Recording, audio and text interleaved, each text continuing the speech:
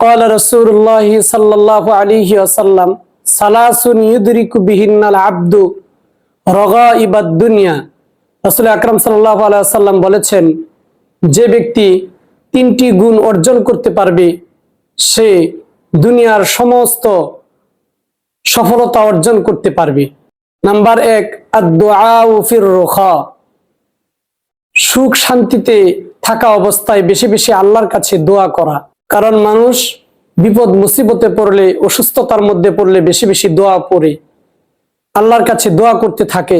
জ্বর হলে সবসময় আল্লাহ আল্লাহ আল্লাহ বলতে থাকে, কিন্তু যখন সুখ শান্তিতে থাকে, স্বাচ্ছন্দ্যময় জীবনযাপনে থাকে, তখন কিন্তু আল্লাহর কথা একেবারেই স্মরণ হয় না। এই জন্য 1 নম্বর বলছে যে সুখে থাকা অবস্থায় আল্লাহ রাব্বুল আলামিনের কাছে বেশি বেশি দোয়া করি। 2 নাম্বার, আস-সাবরু আলাল বালা, বিপদ আপদ বালা মুসিবতের সময় যে ব্যক্তি ধৈর্য ধারণ করতে পারবে। 3 নাম্বার, আর-রিদাউ বিল কাজা, সে ভালো মন্দ যা কিছু তার তাকদিরে ফয়সালা হয়েছে, তাকদিরি ফয়সালাকে যখন স্বাচ্ছন্দ্যে মেনে নিতে পারবে।